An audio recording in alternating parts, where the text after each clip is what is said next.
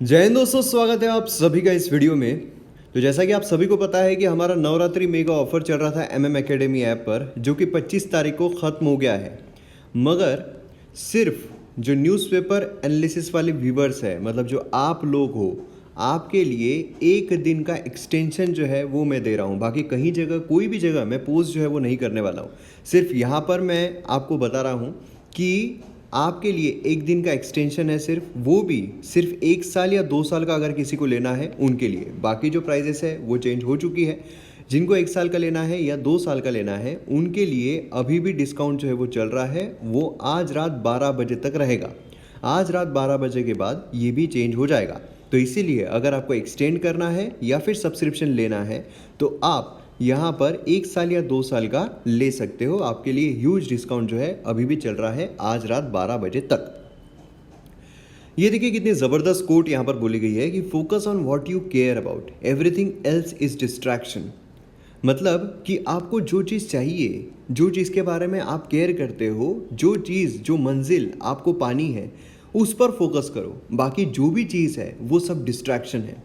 मतलब अगर आपको यूपीएससी क्लियर करना है और अगर आपको उसके लिए कोई किताब चाहिए, अगर वो किताब नहीं मिल रही है तो क्या वो डिस्ट्रैक्शन है? जी नहीं। मगर अगर कोई गेम आता है, कोई ऐसा गेम आता है कि वो खेलने के बाद आपको जो पैसे हैं वो मिलेंगे, या फिर अगर उस पर आप बेटिंग करते हो तो आपको पैसे मिलेंगे। तो यहाँ पर क्या हो रहा है कि आप यहाँ पर 500 रुपये, 1000 रुपये, 10,000 रुपये ये कमा लोगे, लेकिन ये शॉर्ट टर्म रहेगा। आप इसके पीछे, ये जो शॉर्ट टर्म में आपको 10,000 मिल रहे हैं, 5,000 मिल रहे हैं, 1,000 मिल रहे हैं, 500 मिल रहे हैं, इसके चक्कर में आप जो लॉन्ग टर्म आपका विजन है, लॉन्ग टर्म गोल है, जो आपको सस्टेनेबल जो इनकम है वो दिलाएगा, सस्टेनेबल पावर देगा, सस्टेनेबल जो आपका ड्रीम है वो आपका पूरा करेगा, तो वो आप खो दोगे। इसीलिए ये आपके लिए डिस्ट्रैक्शन रहेगा। तो इसीलिए फोकस उसी पर कीजिए जो आपको पाना है, जिसके लिए आप केयर करते हो। आपने तो सर पूरा गेम ही बदल दिया। सर गॉड गिफ्टेड है, ऐसे लग रहा है मिल गया है। मॉडर्न हिस्ट्री ऐसा था, मेरे को, मैंने स्पेक्ट्रम पढ़ने की कोशिश की थी, बट व्हाट हैपेंस कि उसमें इतना टेक्स्ट है ना, आपको कम से कम 15-20 बार पढ़ना पड़ता है, तब जाके दिमाग में कुछ क्रोनोलॉजी समझ आती है, कुछ बैठता है। तो जब आपकी एक वीडियो देखी तो मेरे को बहुत अच्छा लगा। जो कि मतलब इतने कम प्राइस में तो मतलब कि बैंक एसएससी का भी कोचिंग अवेलेबल नहीं होता। I am from a commerce background, तो ये कॉस्ट वाला फैक्टर हमेशा से माइंड में रहता है। तो मतलब कि I am totally satisfied with it. मतलब कि अफोर्डेबल भी है और क्वालिटी बहुत हाई है। A good teacher is like a candle who burns itself in order to light up the others. So you are like a candle for thousands of us. Sir, your style of teaching is simply incredible. The quality is also incredible. जब मैंने coaching join की थी, शायद आपको बताया था मैंने, तो मैंने करते करते छोड़ दी थी, क्योंकि आपकी मैंने वीडियोस देखी वगैरह तो मुझे अच्छा लगा। जो करा है, क्योंकि किसी ने भी स्पेस और उससे शुरू नहीं किया, सीधा सीधा उन्होंने जियोमॉर्फोलॉजी, हाँ जी ओशन में घुस जाओ, हाँ जी स्टोन में घुस जाओ। मैं कहा ये क्या कर रहे हैं? आपने तो सर पूरा गेम ही बदल दिया। और दूसरी बात, सबसे बड़ी बात, अच्छी बात आपकी ये है कि जैसे हम कोई पेपर वगैरह देखने जाते थे या कोचिंग सेंटर में जाते थे, वो कुछ पढ़ाते थे तो वो कहते थे कि आप पहले एनसीईआरटी पढ़ो वगैरह पढ़ो। आपका जो सीधा स्टेट ऑफ एटीट्यूड है ना सर, कि जी मेरी वीडियो देख लो, आपका काम बन गया। बस वो चीज़ मुझे इतनी पसंद है ना। और आप जो सबसे अच्छी बात आप बता देते ना कि ये तो सिर्फ ऐसे ही पढ़ लो, ये इसका कोई मतलब नहीं है, इसको सिर्फ एक बार को लो समझ लो, तो वो चीज़ सबसे अच्छी है। नहीं तो ऐसा कोई टीचर में दम नहीं है बोलने का कि इसको मत पढ़ के जाना, इसके कोई चांसेस नहीं है। सर वीडियोस बहुत अच्छे लग रहे हैं। लव यू सर, आप कंटिन्यू एकदम एनर्जी की तरह एकदम फोकसिंग, मतलब बोलते हैं ना, कॉम्प्रिहेंसिव मैनर में जिस हिसाब से पॉलिटी का पढ़ा रहे हैं, लग रहा है पॉलिटी के मास्टर मतलब बहुत अच्छे पकड़ हो जाएंगे।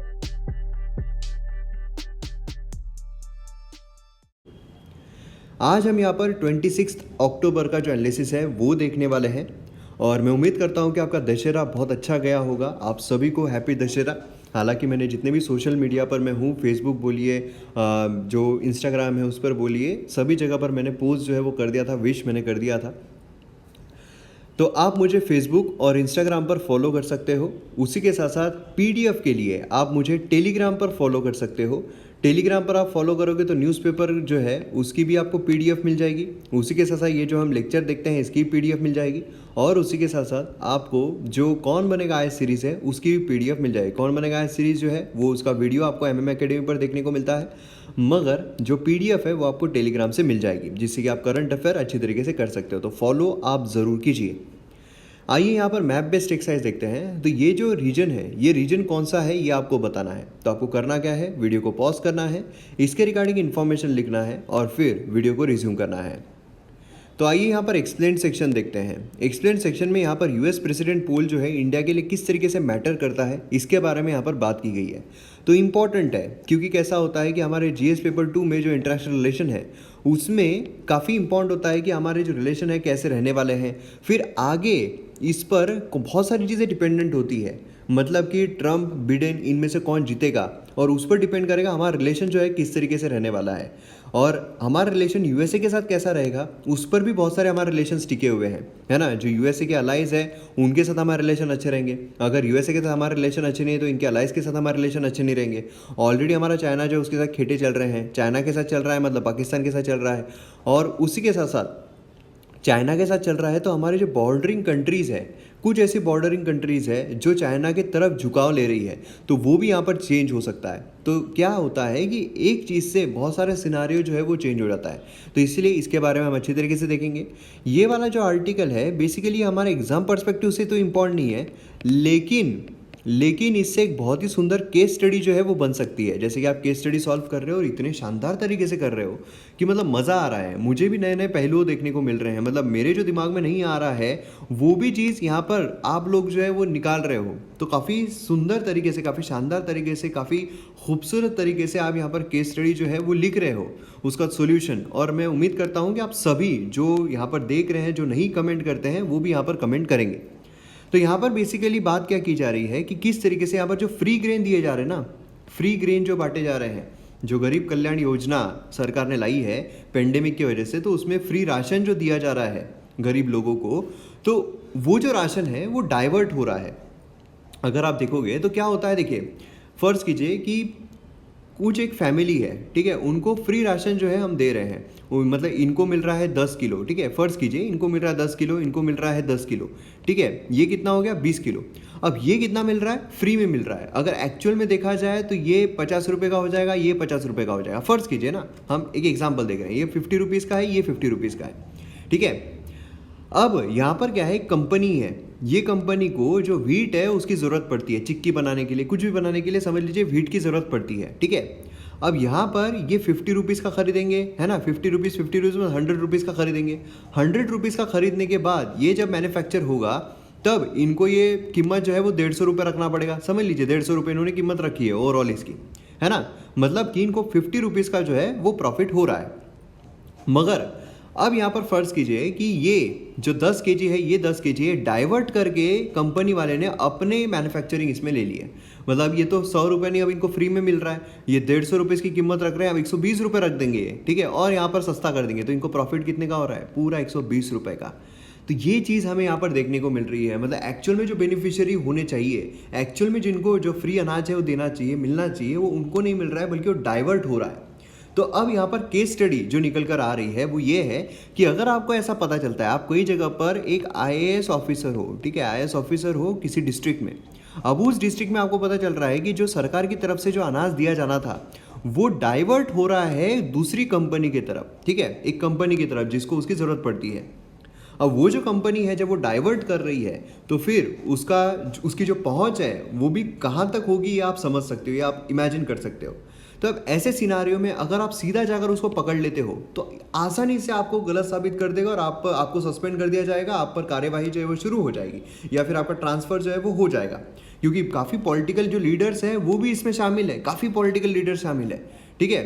तो अब ऐसे सिनारियो में आप करोगे क्या, क्योंकि आपके पास कोई विटनेस नहीं है, आपके पास कोई भी विटनेस नहीं है, आपको सिर्फ पता है, आपको अंदरूनी खबर जो है वो मिली हुई है, और उसमें जो बाकी पुलिस वाले बोलिए, बाकी जो ऑफिसर्स बोलिए, वो भी उसमें शामिल है, ठीक है। तो अब ऐसे सिनारियो में आपको ये अच्छा करना है तो आप करोगे क्या आप भी उसमें शामिल हो जाओगे, आप करप्शन जो है वो ले लोगे, या फिर आप क्या करोगे उसमें, मतलब सीधा पकड़ के अंदर डाल दोगे जबकि वो छूट जाएंगे, या फिर जो पॉलिटिशियन उसमें शामिल है उनको आप अरेस्ट कर लो, करोगे क्या, ये आप लिखिए। थोड़ा पेचीदा है, थोड़ा आपको और सिंपलिस्टिक तरीके से लिखने की ज़रूरत पड़ेगी। सिंपलिस्टिक इन द सेंस कि आपको और अच्छी तरीके से रिफाइंड तौर पर लिखने की ज़रूरत पड़ेगी। तो आप क्या करोगे ये आप ज़रूर बताइए कमेंट सेक्शन में।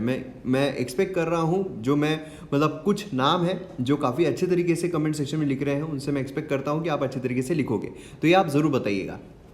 नेक्स्ट यहाँ पर एडिटोरियल पेज हम देखते हैं तो चाइना फैक्टर यहाँ पर देखने को मिल रहा है। देखिए चाइना फैक्टर कंटिन्यूसली हमें देखने को मिलते रहता है। ये जो हम आर्टिकल देखने वाले हैं इसके साथ हम वो चाइना फैक्टर ऑलरेडी देखने ही वाले हैं, ठीक है। ये वाला अगर हम देखते हैं तो ये इंपॉर्टेंट है, मतलब हालांकि थोड़ा यहाँ पर जो मल्टीपोलरिज्म है, बायपोलरिज्म है, उसके बारे में बात की जा रही है, तो ये हम अच्छी तरीके से देखेंगे, हमारे जीएस पेपर 2 के लिए बहुत इंपॉर्टेंट है।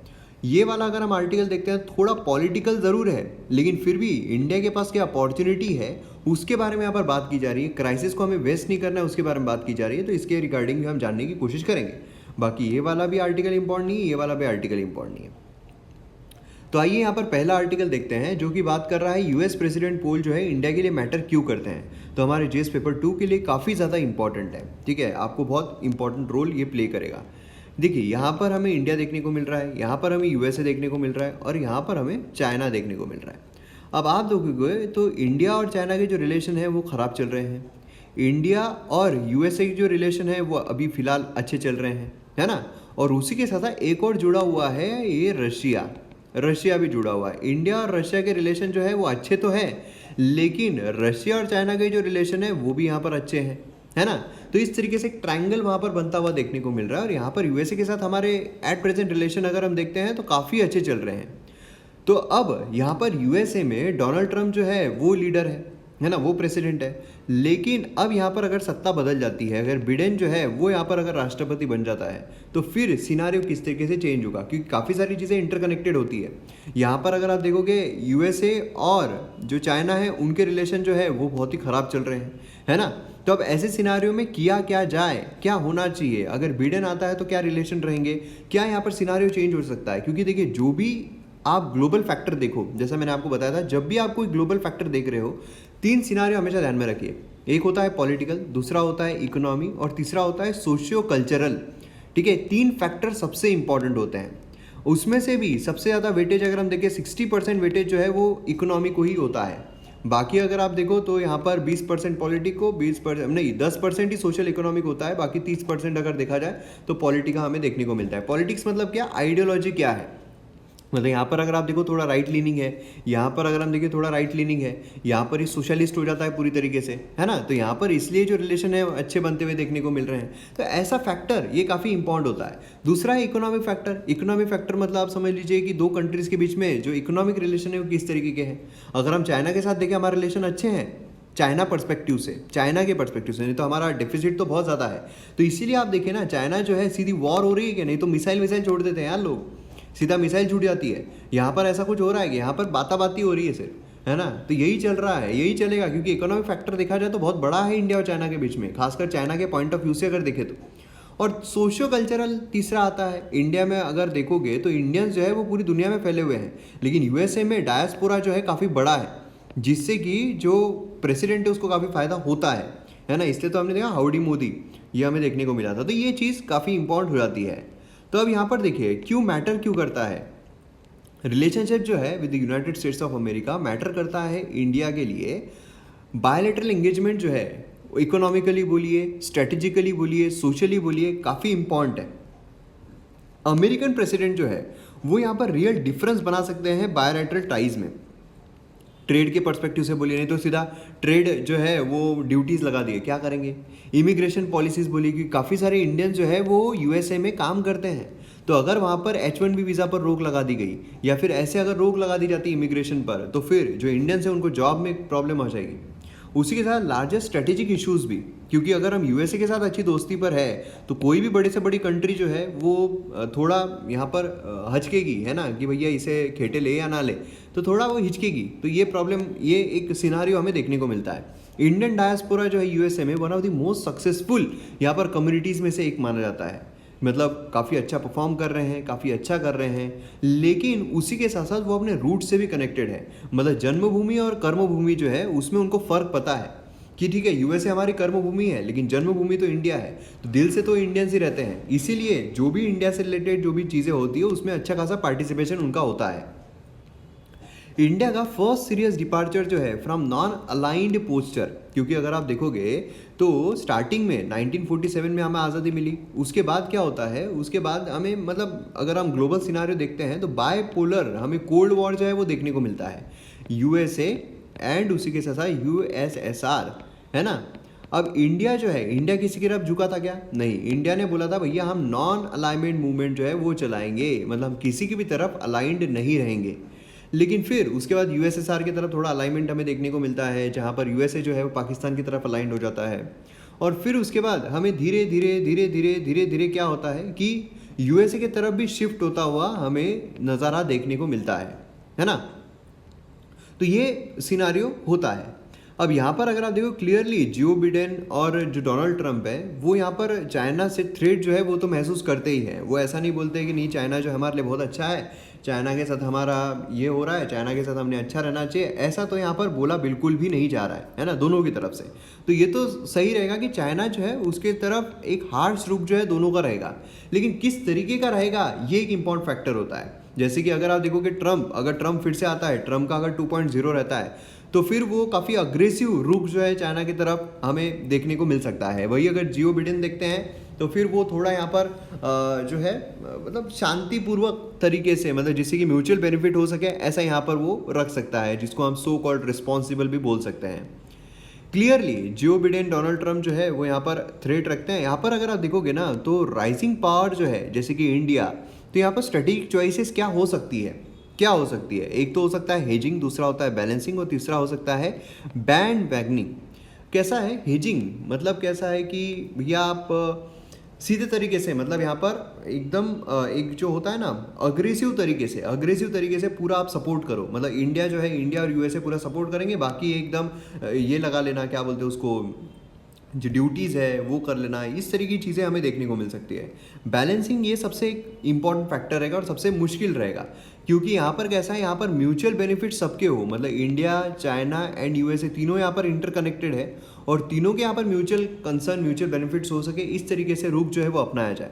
और बैंड वैगनिंग मतलब क्या है कि यहाँ पर डिफिट तरीके का, मतलब ये यहाँ पर इंडिया जो है वो डिफिट हो चुका है, इंडिया जो है उसने हार मान ली है और इसीलिए अब इंडिया और चाइना में चाइना जो है वो सुपीरियर हो चुका है। तो ये तो बिल्कुल हो ही नहीं सकता है, तो ये सिनारियो चला ही जाता है। तो ये दो सिनारियो में से क्या होगा ये यहाँ पर देखा जाएगा। अब देखिए अमेरिकन्स मीन्स टू इंडियंस क्या है, यहाँ पर आप देख सकते हो कि प्रेसिडेंशियल वोट चॉइस अगर हम देखें तो जियो बिडेन ये हमें देखने को मिल रहा है। बाकी कमला हैरिस का इम्पैक्ट कितना है, तो मोर इंथुजियास्टिक ये हमें देखने को मिल रहा है। कॉन्फिडेंस अगर हम देखते हैं यूएस प्रेसिडेंट में तो अलग अलग सिनारियो अलग अलग साल में इस तरीके का आता हुआ देखने को मिल रहा है। और अगर हम देखते हैं कि परसेप्शन जो यूएस प्रेसिडेंट का मोर फेवरेबल टू इंडिया, तो हमें बुश का ज़्यादा देखने को मिल रहा है। ठीक है, अब देखिए यहाँ पर एक इम्पॉर्टेंट चीज़ क्या निकल कर आती है कि कैनेडी का जो ईयर था, जॉन एफ कैनेडी, इंडिया ने अनप्रेसिडेंटेड इकोनॉमिक असिस्टेंस जो है वो पाया है, 62 वॉर ऑलमोस्ट, यहाँ पर बहुत सारी चीज़ें है ना। और फिर उसके बाद अलग अलग फेजेस आए। वर्स्ट फेज़ अगर हम देखते हैं तो जो निक्सन है उसके एडमिनिस्ट्रेशन में वर्स्ट फेज़ हमें देखने को मिला था अगर इंडियन पर्सपेक्टिव से देखते हैं। फॉर्चुनेटली यहाँ पर जो टेस्ट हुआ 1998 के बाद, जो डिप्टी सेक्रेटरी है, एक्सटर्नल अफेयर मिनिस्टर है, उनकी वजह से यहाँ पर जो प्रॉब्लम्स हुए थे, क्योंकि देखिए सैंक्शंस वगैरह लगा दिए गए थे, है ना, सैंक्शंस वगैरह लगा दिए गए थे, तो वो थोड़ा यहाँ पर शांतिपूर्वक लिया गया, जिससे कि यहाँ पर इंडिया जो है, इंडिया और यूएसए के रिलेशन जो है वो काफ़ी बेहतर होते गए। और अभी अगर हम एट प्रेजेंट सिचुएशन में देखते हैं तो इंडिया के रिलेशन जो है वो काफ़ी अच्छे हैं, भले वो अपने अपने स्टेट में, अपने अपने कंट्री में कुछ भी बोले, लेकिन जो वार्तालाप है, जो यहाँ पर ट्रेड है, वो काफ़ी अच्छा यहाँ पर दोनों के बीच में चल रहा है। तो इसलिए हम बोल सकते हैं कि दोनों के रिलेशन जो है काफ़ी अच्छे चल रहे हैं। ठीक है, तो ये पर्सपेक्टिव हमें यहाँ पर देखने को मिलता है। नेक्स्ट है यहाँ पर री इन्वेंटिंग नॉन अलाइनमेंट। ये हमारे जीएस पेपर 2 के लिए अगेन काफ़ी इंपॉर्टेंट हो जाता है। नॉन अलाइनमेंट की ही बात हो रही है यहाँ पर। अगर आप देखोगे फेस ऑफ जो है इंडिया और चाइना जो लद्दाख में हो रहा है, उसी के साथ वेस्ट बैंक इजराइल के द्वारा जो एनेक्सेशन हमें देखने को मिल रहा है ना, जो कोल्ड वॉर का सिनारियो चला था जैसा मैंने आपको बताया था। उसके बाद जो यहाँ पर यूनिपोलर यहाँ पर जो कंट्री उभर कर आई यूएसए, है ना, उसके बाद अब यहाँ पर अगर आप देखोगे चाइना जो है उसे सबको थ्रेट जो है वो नज़र आ रहा है। तो ये सारी चीज़ें हमें देखने को मिली। कैपिटलिज्म जो है वो यहाँ पर ग्रो हो रहा है।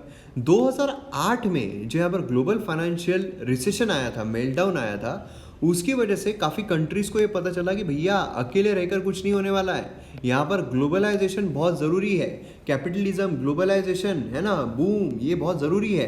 क्राइसिस की वजह से काफ़ी लोग अनएम्प्लॉयड हो गए थे, तो इसीलिए यहाँ पर बेल आउट प्लान जो है कंट्रीज़ को वो लाना पड़ा था। तो ये यहाँ पर काफ़ी लोगों की आंखें खुल गई। और उसके बाद से, क्योंकि अगर आप देखोगे रिसेशन में बहुत सारे लोगों की जो जीडीपी है वो नेगेटिव में चली गई थी, लेकिन इंडिया एंड चाइना ये दो कंट्रीज ऐसी थी जो पॉजिटिव में थी। तो इससे हम अंदाज़ा लगा सकते हैं कि किस तरीके से जो बाकी कंट्रीज़ है वो इकोनॉमिक राइज इंडिया और चाइना का देख रहे थे, रियलिटीज़ को समझ रहे थे। चाइना जो है उसका as a workshop of the world यहाँ पर काफ़ी वेस्टर्न पावर्स को इनसिक्योर कर रहा था। ट्रेड वॉर जो है चाइना और यूएसए के बीच में वो शुरू हो गया कि भैया हम यहाँ पर सही है, तो यहाँ पर चाइना की अगर कमर तोड़ना है तो फिर ट्रेड वॉर जो है वो शुरू कर दो। ट्रेड वॉर शुरू कर देंगे तो फिर चाइना की कमर जो है अपने आप टूट जाएगी, है ना। तो ये हमें देखने को मिल रहा है। और उसी के साथ in the recent past Indian governments foreign policy जो है वो यहाँ पर टूवर्ड्स यूएसए टिल्ट होती हुई हमें देखने को मिल रही है। अब यहाँ पर यूएसए अगर हम देखते हैं तो ड्रैग करने की कोशिश करता है इंडिया को उसके कॉन्फ्लिक्ट में। मतलब यहाँ पर कॉन्फ्लिक्ट जो है यूएसए को डर है कि चाइना जो है वो यहाँ पर सुपर पावर ना बने, और इसीलिए अब उसके साथ दुश्मनी किसकी है, तो इंडिया सबसे बड़ी कंट्री इंडिया ही है जिसके साथ दुश्मनी है। तो भैया चलो इसका फ़ायदा उठाया जाए, है ना। अब यहाँ पर वर्ल्ड को चाहिए क्या, यहाँ पर थोड़ा सॉल्यूशन ओरिएंटेड आर्टिकल देखने को मिल रहा है कि चाहिए क्या। यहाँ पर चाहिए कि इंटरनेशनल ऑर्डर जो है वो प्रिंसिपल ऑफ म्यूचुअल रिस्पेक्ट पर बेस्ड रहे, कंसर्न, कोऑपरेशन, पब्लिक पार्टिसिपेशन पर बेस्ड रहे। यहाँ पर जो इंपॉर्टेंट है हेल्थ केयर सिस्टम उसको प्राइवेटाइज करो, नहीं तो अभी क्या हुआ है दुनिया का हाल। मतलब हर कोई यहाँ पर हॉस्पिटल में है, यहाँ पर लोगों की डेथ हो रही है, हमें पता चल रहा है हेल्थ केयर फैसिलिटी हमारी कितनी खराब है। इससे हमें पता चल रहा है हेल्थ केयर सिस्टम को प्रायोरिटाइज करो भैया। इंडिया जो है उसने यहाँ पर यूनिपोलरिटी जो 1990s में हुई थी उसी के साथ अभी जो करंट सिनेरियो में बायपोलरिटी देखने को मिल रही है इसको सबको खत्म करो। इंडिया जो है वो यहाँ पर इंडिपेंडेंट स्टांस रखना चाहिए नॉन अलाइंड क्रेडेंशियल का। उसी के साथ साथ इंडिया और चाइना जो है वर्ल्ड्स 2 मोस्ट पॉपुलस कंट्रीज है, मेगा इकोनॉमीज है, तो उन्होंने भी यहाँ पर मीनिंगफुल डायलॉग में एंगेज होना चाहिए। ऐसा नहीं कि यहाँ पर लड़ रहे हैं पागलों जैसे। चाइना यहाँ पर बोल रहा है कि नहीं नहीं नहीं नहीं हम नहीं हटेंगे, हम नहीं हटेंगे, हम नहीं, ऐसा नहीं होना चाहिए। यहाँ पर सेंसिबल रुख, यार तुम एक इतनी बड़ी इकोनॉमी हो, तुमने एक सेंसिबल रुख अपनाना चाहिए, है ना। इंडिया जो है उससे भी यहाँ पर मोर इंक्लूसिव, यहाँ पर वर्ल्ड को हम इंक्लूसिव कर सके, ना कि यहाँ पर आत्मनिर्भर के नाम पर पूरा खुद को आइसोलेट कर दिया जाए। ऐसा यहाँ पर नहीं होना चाहिए, जस्ट रहना चाहिए और सेंसिटिव रहना चाहिए एनवायरमेंट के लिए भी, जिससे कि एनवायरमेंट जो है उसका भी फायदा हो, क्योंकि एनवायरमेंट जिस तरीके से खराब चल रहा है वो हम यहाँ पर समझ सकते हैं।